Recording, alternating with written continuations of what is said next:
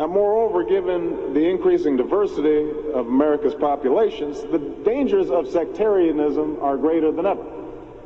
Whatever we once were, we are no longer a Christian nation, at least not just. We are also a Jewish nation, a Muslim nation, and a Buddhist nation, and a Hindu nation, and a nation of non-believers. And even if we did have only Christians in our midst, if we expelled every non-Christian from the United States of America, whose Christianity would we teach in the schools? Would it be James Dobson's or Al Sharpton's? Which passages of Scripture should guide our public policy? Should we go with Leviticus, which suggests slavery is okay, and that eating shellfish is an abomination? Or we could go with Deuteronomy, which suggests stoning your child if he strays from the faith? Or should we just stick to the Sermon on the Mount, a passage that is so radical that it's doubtful that our own Defense Department would survive its application?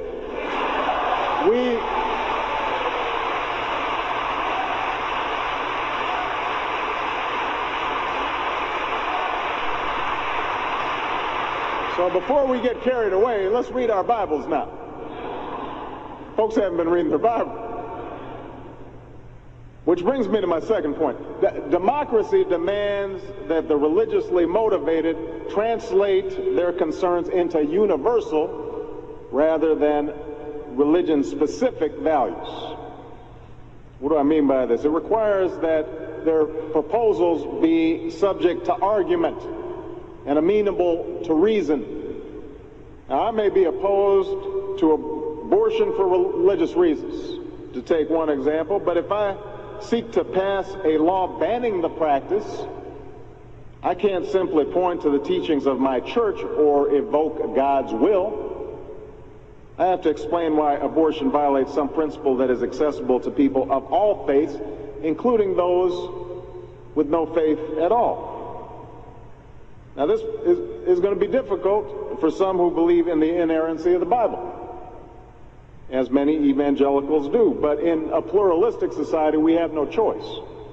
Politics depends on our ability to persuade each other of common aims based on a common reality.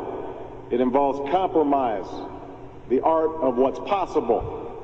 And at some fundamental level, religion doesn't allow for compromise. It's the art of the impossible. If God's spoken, then followers are expected to live up to God's edicts, regardless of the consequences. Now, to base one's own life on such uncompromising commitments may be sublime, but to base our policy making on such commitments would be a dangerous thing. And if you doubt that, let me just give you an example. We all know the story of Abraham and Isaac. Abraham's ordered by God to offer up his only son. Without argument, he takes Isaac up to the mountaintop, he binds them to the altar, raises his knife, prepares to act as God commanded. Now, we know things worked out. You know, God sends down an angel to intercede at the very last minute. Abraham passes God's test of devotion. But it's fair to say that if any of us leaving this church saw Abraham on the roof of a building raising his knife, we would at the very least call the police and expect the Department of Children and Family Services to take Isaac away from Abraham. We would do so because we don't hear what Abraham hears. We don't see what Abraham sees, true as those experiences may be.